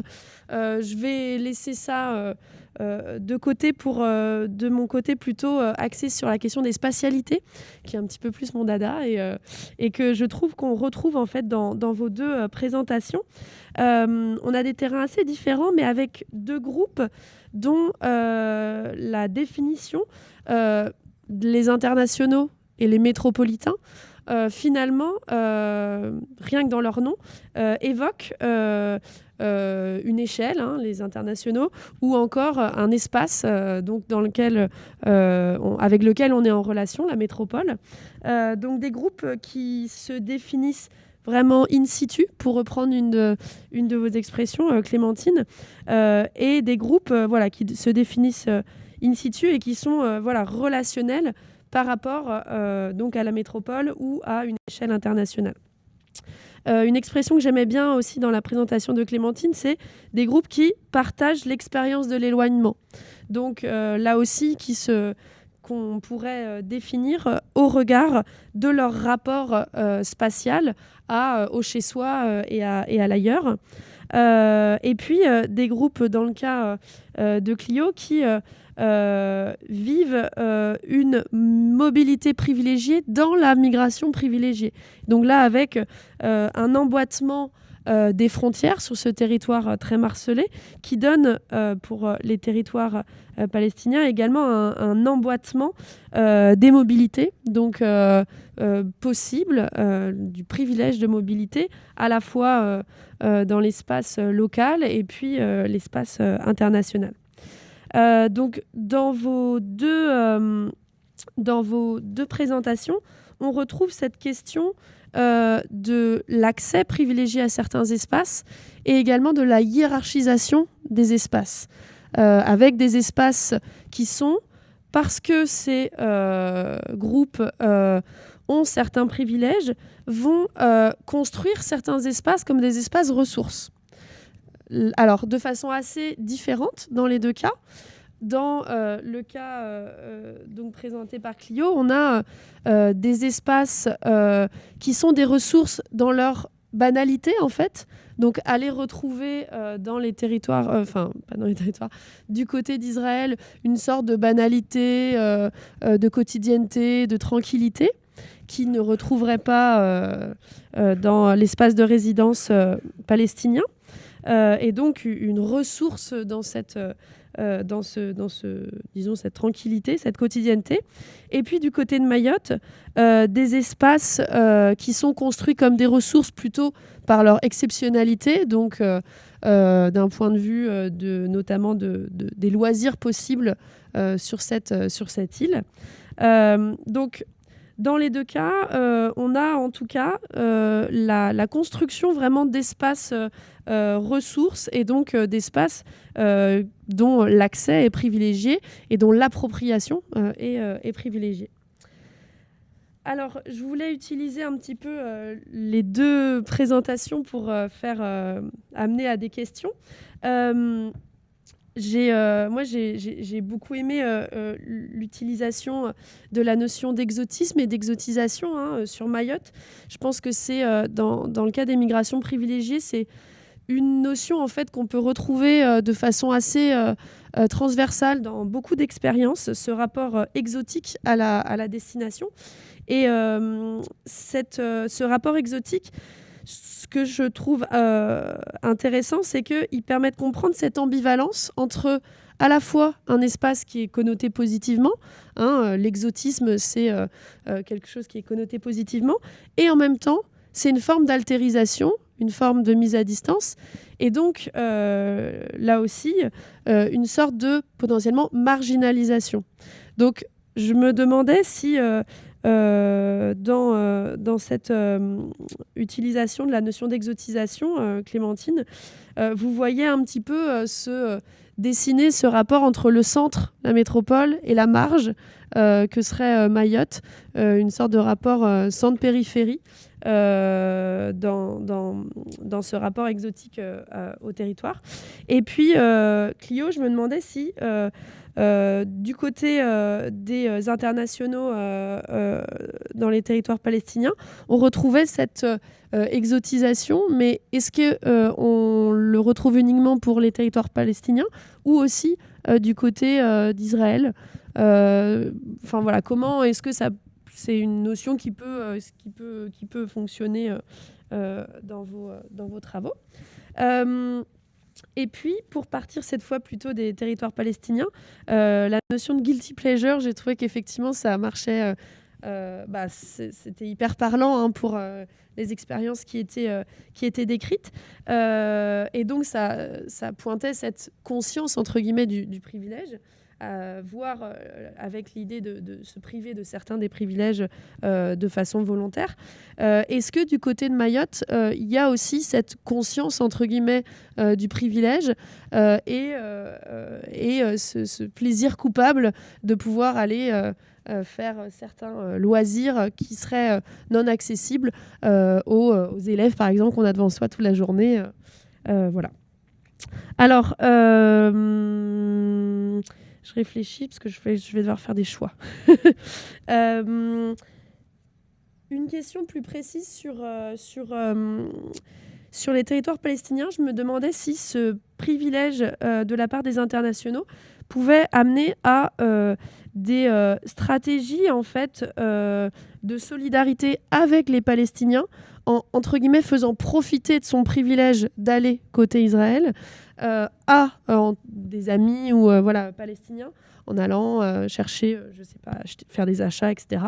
Pour, entre guillemets, se dédouaner, j'ai un privilège, mais je vais en faire profiter éventuellement les autres. Et puis après, là, j'avais une question peut-être aussi pour toutes les deux. je vais sélectionner, on est dans les deux cas, j'ai l'impression, sur des groupes souvent assez jeunes et sur cette question de la parenthèse, de la migration privilégiée comme une parenthèse dans le parcours de vie. Moi, quelque chose sur lequel j'ai pas pu, moi, dans mes travaux, travailler plus, c'était sur l'après et sur le rôle de cette migration sur la suite de la biographie. Donc, est-ce que vous savez, alors parfois quand on est dans un terrain, on est justement très ancré dans le local et puis en fait, on ne sait pas vraiment ce qui se passe après. Moi, en tout cas, c'est mon cas. Et donc, est-ce que vous avez une idée de comment ça se passe pour les groupes sur lesquels vous avez travaillé dans la suite de la biographie? Est-ce qu'on retourne dans ces destinations? Est-ce qu'au contraire, on n'y retourne pas, mais on conserve peut-être des relations à distance en termes de sociabilité, etc. Donc là, c'est plutôt une question d'ouverture. Je sais pas. Tu veux commencer? Non, j'y suis là. Alors, merci beaucoup pour toutes ces questions effectivement transversales, très intéressantes. Je ne sais pas si je vais pouvoir répondre à tout et je ne vais pas prendre trop de temps. Alors, je vais remonter par les questions que vous m'avez posées. Alors, d'abord, sur la question du suivi, effectivement, de la population d'enquête et du devenir de moi, mes métros. Alors oui, effectivement, j'ai pu suivre ces groupes en fait, sur du long terme. C'est aussi dû à en fait, la manière dont je suis rentrée sur ce terrain et du fait qu'en fait, ma sœur, et c'est comme ça que je suis rentrée sur le terrain des métros à Mayotte, ma sœur était en fait titulaire justement... jeune titulaire à Mayotte quand j'ai commencé mon enquête de terrain. Et c'est donc à partir de son cercle affinitaire à elle que j'ai constitué ma population d'enquête que j'ai ensuite élargie après. Donc j'ai du coup des nouvelles de celles et ceux que j'ai suivis. Alors ce qui est intéressant, c'est de voir justement, il y a quand même une ligne de partage qui, j'aurais peut-être dû le souligner peut-être plus dans ma communication, mais la ligne de partage entre les contractuels et les titulaires, elle est quand même très importante, notamment pour concevoir la manière dont se perpétuent, on va dire, les carrières dans les Outre-mer ou pas. Ce qu'on constate, c'est que en fait, les contractuels, ils ont beaucoup plus tendance à inscrire durablement, justement, leur trajectoire dans les Outre-mer. Alors, du coup, ça peut être une forme de circulation, un passage par Mayotte, puis par la Guyane, un retour à Mayotte, etc. Parce qu'en fait, ils ont du mal à... ils savent en fait qu'ils vont avoir du mal à conserver leurs privilèges et à convertir en fait le capital dont ils se trouvent dotés à Mayotte grâce à ces dispositifs de recrutement particuliers, avec une forme de recrutement entre guillemets au rabais, avec très peu de diplômes. Et du coup, ça les maintient en fait en Outre-mer dans un temps plus ou moins long. Alors, pour les titulaires, ce n'est pas forcément les mêmes stratégies du coup, qui sont mises en place, même si on retrouve aussi cette circulation quand même dans les Outre-mer, dans une logique à la fois en fait, de cumul économique, donc cette idée d'accumuler quand même les avantages économiques, les primes, etc., mais aussi quand même, et c'est notamment vrai pour les quelques enseignants plus âgés que j'ai pu rencontrer et qui étaient à Mayotte, avec l'idée en fait qu'il y aurait en fait, des savoir-faire et des savoir-être qui seraient spécifiques aux Outre-mer. Qui seraient en fait valorisés dans ces espaces, au-delà de tout l'exotisme, etc., du territoire qu'ils recherchent aussi, mais dans leur manière de concevoir en fait, l'aspect professionnel de l'ancrage ultramarin, il y a vraiment ça aussi quand même qu'on retrouve. Après, quand même, les titulaires souvent rentrent au bout de quelques années, investissent dans une maison. Et en fait aussi, ce que je n'ai pas dit, dans les privilèges justement que donne l'État aux agents, il y a un système de bonification de points, ce qui fait qu'un agent titulaire qui a un service à Mayotte de quelques années va en fait plus facilement ensuite pouvoir être muté dans l'espace métropolitain qu'il désire. Alors, dans les stratégies... qui sont cette idée justement de plaisir coupable que j'ai trouvée très très intéressante. Alors là aussi, de manière assez surprenante, la ligne justement de partage contractuel titulaire, elle est significative dans justement ce sentiment de culpabilité ou pas. Chez les contractuels, il y a un discours beaucoup plus critique en fait de ces dispositifs de privilèges qui sont permis par l'État, alors même qu'ils qu'ils en usent et allègrement. Il y a un discours beaucoup plus critique sur la situation inégalitaire. Mayotte, c'est quand même un territoire où 80% de la population vit sous le seuil de pauvreté. Donc on est quand même dans un territoire très pauvre. Et les contractuels vont critiquer parfois même le rattachement de Mayotte à la France, qui est en plus l'objet de litiges à l'échelle internationale, vont reprendre ces discours-là, vont aussi avoir des discours assez critiques parfois de leurs pairs, des titulaires en fait, en disant qu'eux sont là pour les primes, parce que les contractuels n'ont pas les primes en fait. Donc il va y avoir aussi comme ça un jeu qui fracture un petit peu ce groupe qui va se faire dans cette critique-là. Alors il y a des stratégies du coup qui sont mises en place pour déculpabiliser. La stratégie principale, c'est l'investissement très fort qu'on constate dans ce groupe des métros dans les associations humanitaires, les associations humanitaires, notamment d'aide aux migrants. La CIMAD est très très active à Mayotte et les membres de la CIMAD sont tous en fait métropolitains. Donc ça va être une des stratégies qui va être mise en place pour se déculpabiliser. Et juste un dernier point sur la question de la tension centre-périphérie, justement, qu'on pourrait trouver dans cette exotique à la fois désirable, mais aussi cette mise à distance. Alors, selon moi, ça c'est une des questions principales de ma thèse, la question de cette tension et de comment est-ce qu'ils conçoivent justement les métros dans leur pratique et dans leur comportement, la différence espace métropolitain central et espace marginal périphérique. Ça se joue principalement dans cette idée un peu d'une pratique exploratoire. Mayotte se conçoit pour les métros en fait comme une sorte de laboratoire. Un laboratoire aussi assez permissif, à la fois dans les comportements, c'est ce que je mentionnais sur la question de l'alcool, mais aussi dans les pratiques professionnelles.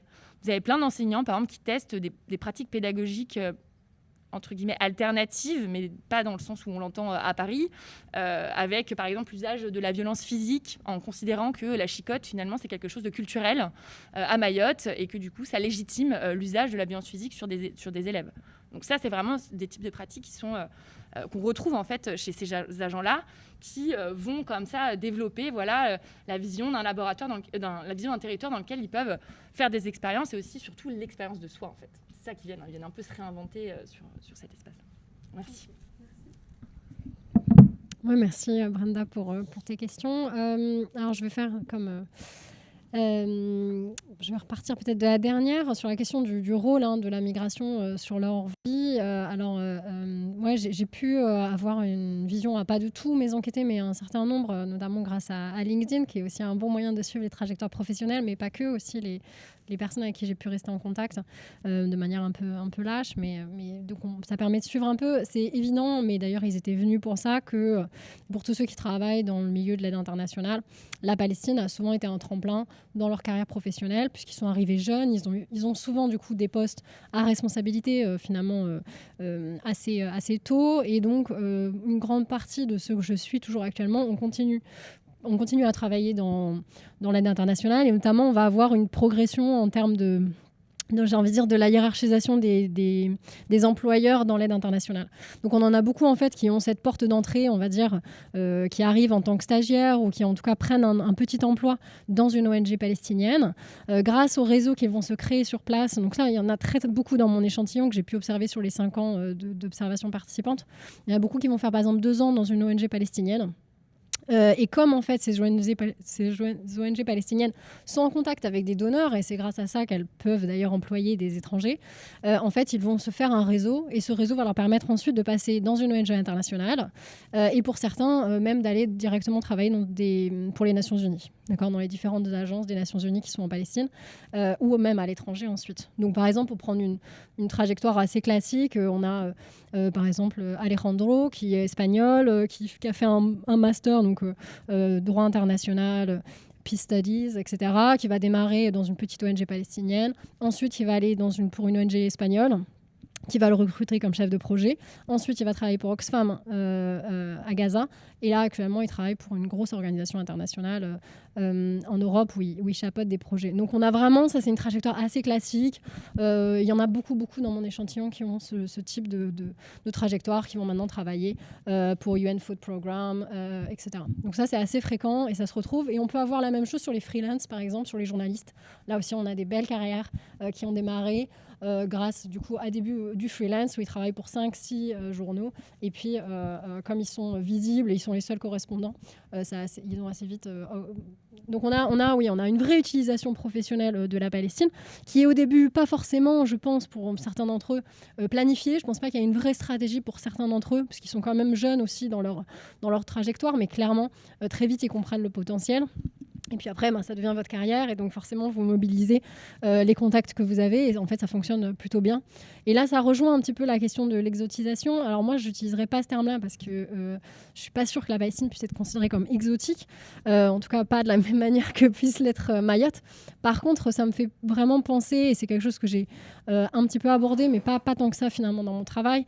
Mais il y en a d'autres qui l'ont fait dans le cadre du tourisme. C'est ce qu'on appelle la notion de dark tourism, qui reprend assez bien aussi une certaine fascination pour les lieux de conflit. Et là, par exemple, j'ai eu des phrases assez fréquentes chez mes enquêtés qui soulignaient le fait que la Palestine était un pays en guerre, mais en même temps safe. Donc, ça permettait de voir des choses qui pouvaient après permettre de faire mousser, et en même temps sans être trop en danger. Et donc, j'ai eu quelques phrases comme ça un peu croustillantes quand ils ont un peu bu en soirée, où en effet, on nous dit que c'est vrai que l'avantage de la Palestine, c'est aussi bien que l'Irak à l'époque. Maintenant, on dirait plutôt la Syrie, mais du coup, en 2014, c'était plutôt la référence, c'était plutôt l'Irak. En disant, ouais, ça fait un peu comme sur l'Irak, sur ton CV, sauf qu'en même temps, tu peux aller à la plage le week-end. Donc, vraiment, il y avait cette espèce de fascination pour un terrain violent, avec du coup la possibilité de voir quand même des choses choquantes, mais tout en se sentant pas en danger directement. Donc oui, une exotisation dans ce sens-là, c'est sûr que certains l'ont, mais encore une fois, il y a quand même, c'est vrai que c'est quelque chose que j'ai pas pu présenter, c'est qu'on a quand même des gens qui ont un background assez différent. Et c'est là peut-être que j'aurais pu développer sur les deux groupes un petit peu pour les situer socialement, ou sociologiquement. C'est qu'on a quand même d'un côté des gens qui sont venus vraiment dans une optique professionnelle essentiellement, et on en a d'autres qui ont un background plus militant à la base, qui vont quand même parfois travailler dans les mêmes institutions, mais qui ont un regard beaucoup plus militant sur la Palestine et qui, eux, arrivent avec une autre approche et qui sont souvent justement ceux qui vont avoir une approche sur le boycott, sur le rejet des privilèges, sur la remise en cause. Et donc, ça me permet du coup de répondre à ton autre question sur la question des stratégies de solidarité. C'est quelque chose que j'ai coupé. Mais voilà, il y en a certains qui vont utiliser leurs privilèges justement pour faire passer des Palestiniens. Alors, soit parce qu'ils ont des amis qui ont des permis, mais en fait, il faut voir que quand vous avez un permis, en fait, ça ne veut pas dire forcément que la mobilité elle est facile. Vous avez des horaires pour y aller. Vous devez passer par les checkpoints qui sont longs, qui sont parfois difficiles. Et donc, la plupart des étrangers qui, par exemple, possèdent une voiture ont ce qu'on appelle une voiture à plaque jaune, c'est-à-dire la plaque israélienne, puisque les étrangers ont le droit de posséder une plaque israélienne. Alors que les Palestiniens possèdent une plaque jaune et verte qui du coup les empêche de passer tous les checkpoints. Parce qu'en fait c'est comme ça que ça se passe sur les routes, c'est tout simplement la voiture que vous avez qui vous permet de passer ou pas, en tout cas en premier contact.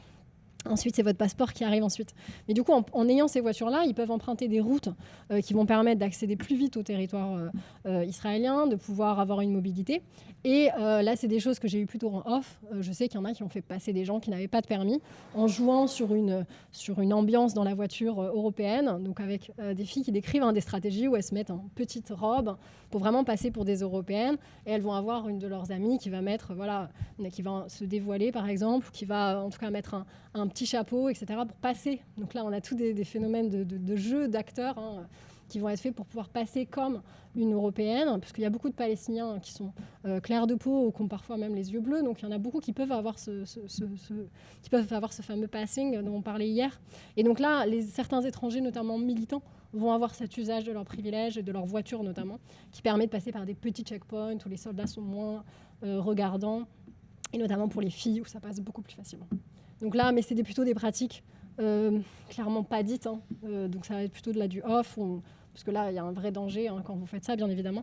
Mais ça, on va en avoir sur les profils les plus militants qui ont une vraie conscience du privilège et du coup de ce qu'ils souhaitent en faire. Mais de manière plus marginale, par contre, ou plutôt plus lambda, on va avoir tout ce qui est le passage de courrier, donc notamment puisque les ambassades sont donc à Jérusalem, et donc un certain nombre de Palestiniens se voient refuser les permis pour pouvoir aller déposer une demande de visa. Donc là, maintenant, c'est plus le cas. Il y a un certain nombre d'ambassades qui ont mis des antennes, mais pendant longtemps, beaucoup d'étrangers du coup allaient déposer les dossiers à l'ambassade de France ou dans les autres consulats à Jérusalem pour les Palestiniens. Donc là, il y avait une vraie utilisation du privilège pour faciliter, on va dire, les démarches administratives. Merci beaucoup. Alors, peut-être qu'on peut passer à des questions dans la salle et puis sur YouTube. Moi, j'ai pas mon téléphone, je l'ai prêté à Pauline qui est en bas, donc j'ai pas les questions.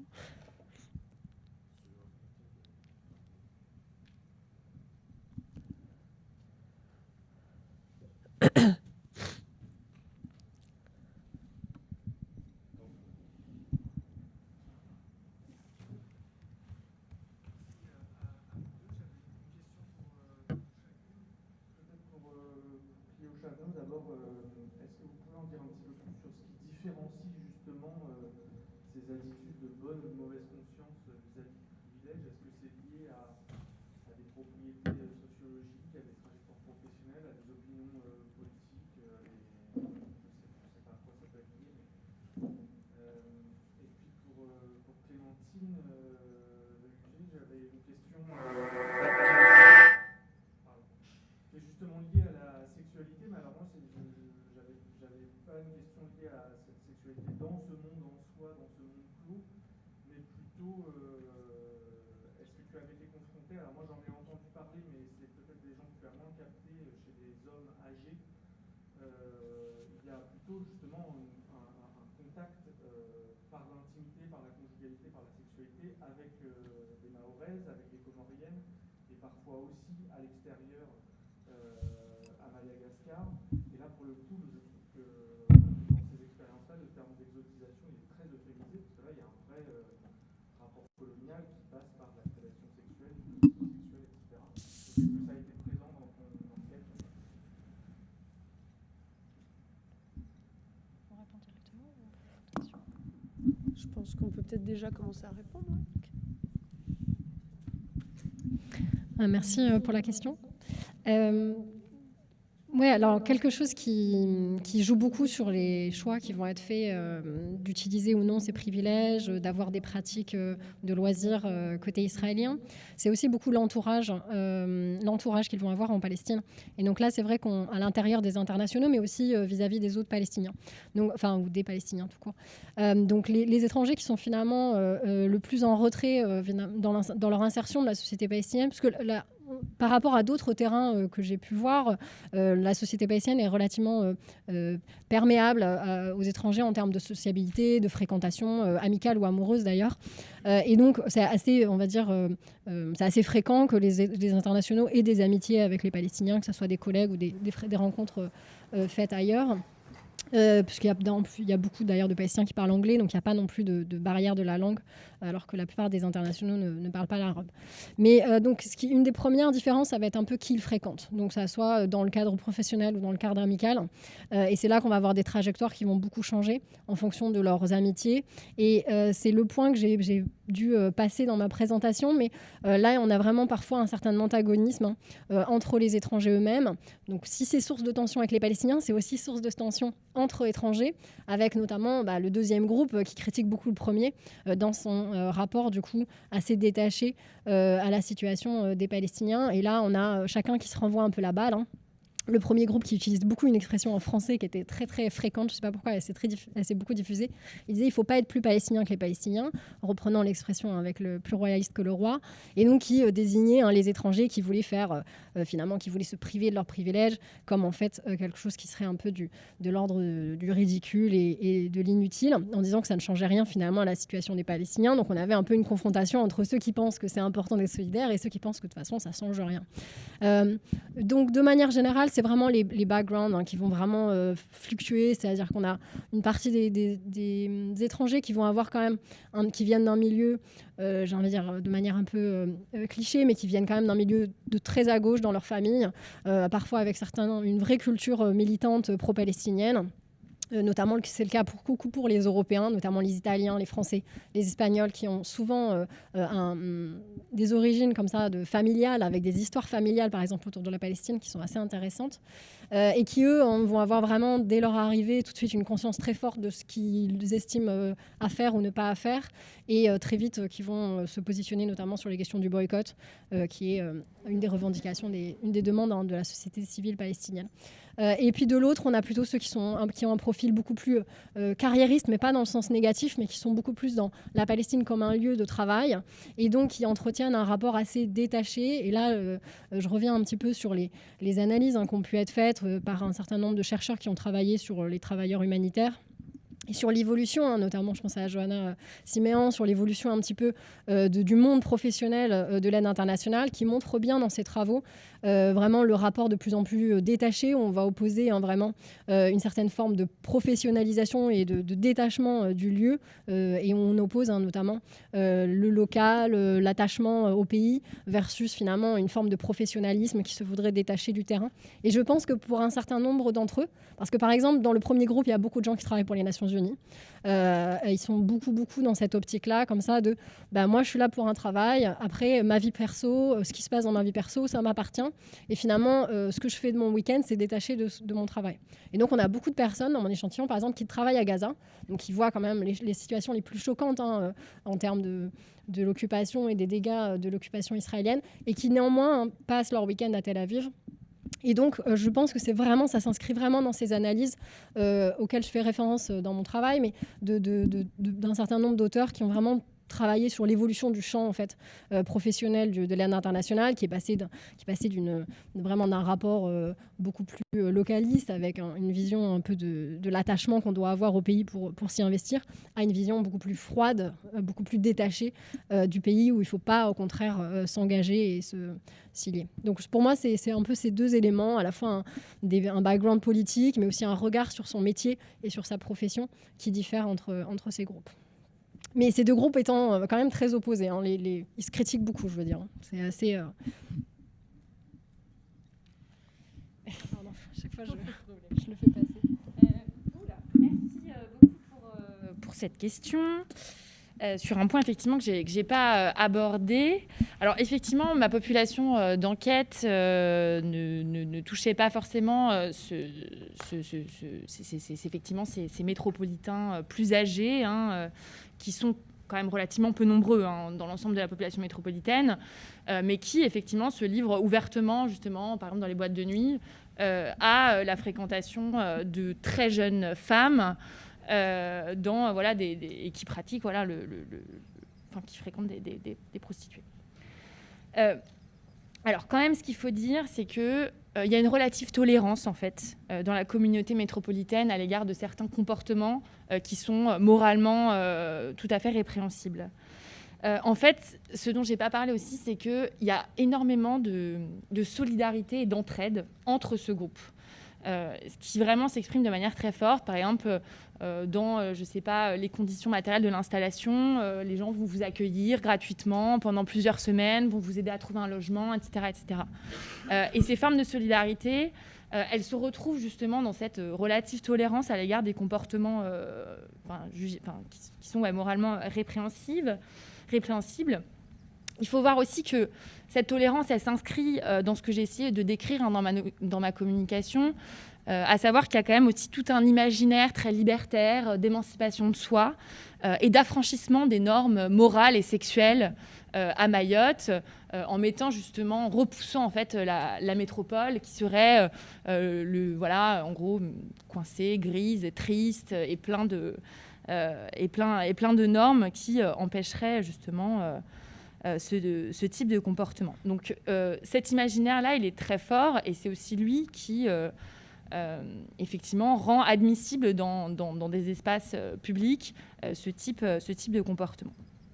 En même temps, et c'est paradoxal, on constate aussi une forme de resserrement en fait, des normes sociales qui régulent les relations affectives. C'est-à-dire que oui, c'est quelques vieux métropolitains, en gros, on ne leur dit pas grand-chose et on les laisse dans les bars. Par contre, dans le cas justement de ce groupe des jeunes métropolitains, qui sont donc la principale population de ma catégorie, les relations mixtes, elles sont vraiment l'objet d'un très fort soupçon. Il y a très peu de relations mixtes, mais quand il y en a, alors c'est à la fois valorisé parce qu'en fait, c'est l'occasion d'admettre de manière, le temps de la relation, en fait, un individu issu de la société locale. Donc voilà, les gens vont être très contents aux apéros crémaillères de pouvoir discuter avec un Mahorais ou une Mahoraise, un Comorien ou une Comorienne. Ça dure en fait le temps de la relation, mais très vite, ce qu'on constate dans les discussions en fait dans le groupe affinitaire, c'est que cette relation-là, elle est en fait l'objet d'une disqualification ou en fait de moquerie parce que on mobilise en fait le spectre de la polygamie et de la prostitution, qui sont en gros les deux assignations qu'on fait porter, les deux assignations sexuelles et aussi genrées, qu'on fait porter justement sur les individus issus de la société locale dans le cadre de relations mixtes. Donc en fait, il y a aussi cette forme de resserrement des normes avec une délimitation en fait des relations affectives admissibles et désirables dans cet entre-soi métropolitain. Je ne sais pas si ça répond à ta question. Alors, on a une question en ligne de la part de Mylène qui demandait donc à Clémentine qui s'interrogeait un peu sur le contexte de Mayotte concernant le manque d'employés et d'enseignants sur place et voilà, qui voulait un peu des explications sur pourquoi ce manque dans ces secteurs sur place était-ce lié à un désintéressement des locaux pour ces fonctions. Donc voilà, peut-être un éclairage local. Et voilà, on n'a pas d'autres questions en ligne. Juste effectivement, désolé pour les personnes en ligne, vous n'entendez pas les questions qui viennent de la salle. Ah pardon, et on en a une autre de la salle.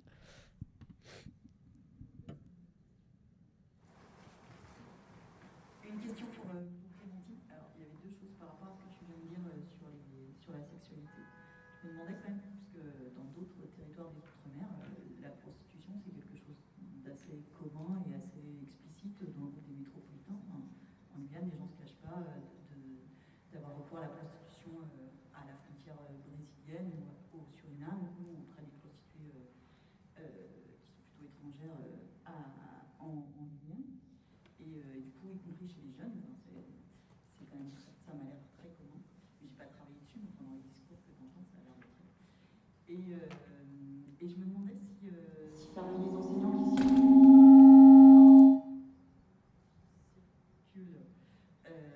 entre différents territoires, beaucoup entre la Guyane et Mayotte par exemple, si du coup ils comparaient, parce que la frontière du groupe métropolitain n'est pas la même du coup, puisqu'on n'est pas sur un territoire aussi restreint, et légionnaires en Guyane, jamais personne ne considérait qu'ils sont métropolitains, puis personne ne les fréquente. Et du coup, je me demandais si eux, ils comparaient, c'est-à-dire est-ce qu'ils ont un discours sur en Guyane, en Guadeloupe, la situation à France, ils ont cette Guyane. Je répète juste la question pour ceux qui sont en ligne. Donc, sur un peu une vision un peu comparative entre Mayotte et la Guyane. D'une part, sur la prostitution qui était dans d'autres territoires d'outre-mer beaucoup plus acceptée et explicite. Et puis, dans la pratique de circulation entre ces différents territoires, est-ce que c'est l'objet de comparaison par ces migrants eux-mêmes ?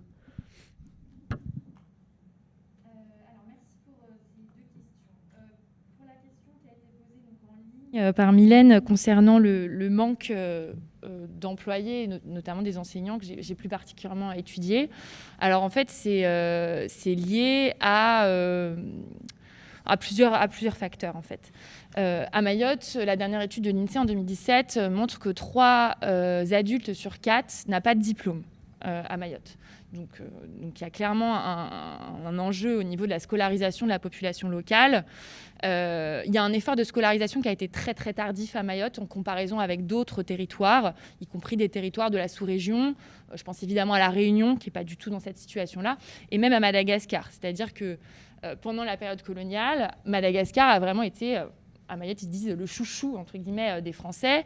Et c'est vraiment là que s'est projeté justement l'effort d'investissement et de développement des infrastructures du territoire. Mayotte, c'est vraiment le parent pauvre, entre guillemets, de cette sous-région-là, en termes justement de projets coloniaux. Il faut savoir que donc Mayotte est français depuis 1871. Il faut savoir que la première école maternelle publique à Mayotte a ouvert en 1993.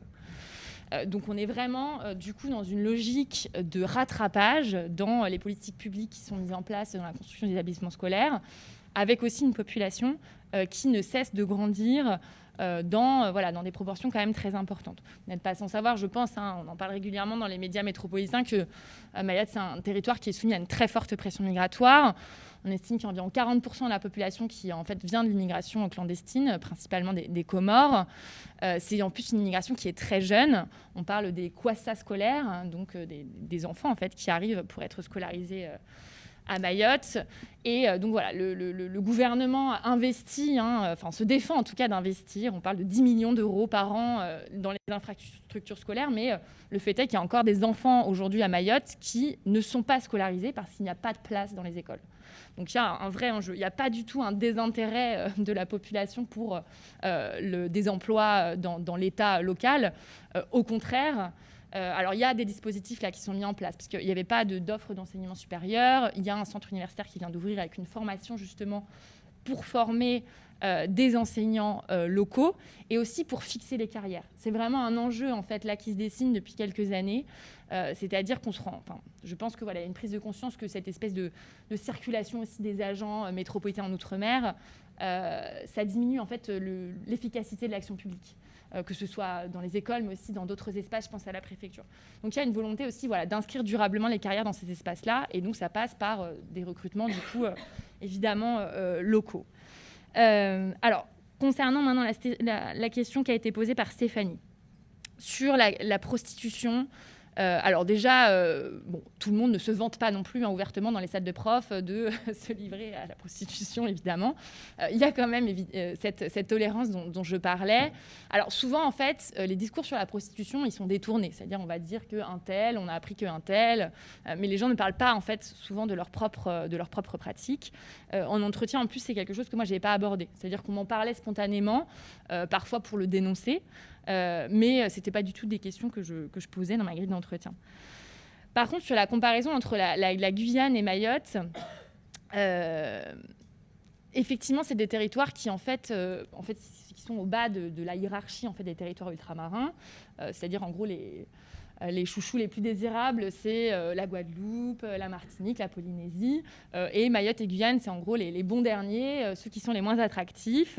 Et du coup, il y a effectivement, c'est une circulation dans le cadre d'agents qui sont en début de carrière qui va effectivement se faire d'abord autour de ces deux territoires. Alors, moi, les enquêtés que j'ai rencontrés qui avaient eu en fait une expérience préalable en Guyane, c'était assez intéressant parce que justement, ça leur permettait en fait un peu de disqualifier Mayotte. Alors pas sur les questions justement des relations sexuelles tarifées, mais sur le manque de mixité en fait. J'avais une enquêtée qui me disait qu'en fait, elle avait été extrêmement déçue de son expérience à Mayotte. Et d'ailleurs, elle avait un discours éminemment raciste sur la population locale parce qu'elle m'expliquait qu'elle n'avait pas réussi à se faire d'amis mahoraises et que ça avait été en fait une grande souffrance pour elle. C'est vraiment dans ces termes-là qu'elle l'exprimait, alors qu'elle m'expliquait qu'en Guyane, elle avait plein d'amis guyanaises, qu'elle se sentait très intégrée, alors qu'à Mayotte, la population locale vivait entre soi. C'est d'ailleurs assez drôle qu'elle ait utilisé cette expression. Et du coup, voilà, ne voulait pas nouer de relations avec les métros.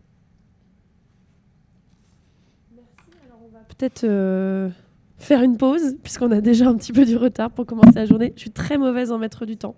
Donc, voilà, désolée. On se retrouve dans un quart d'heure.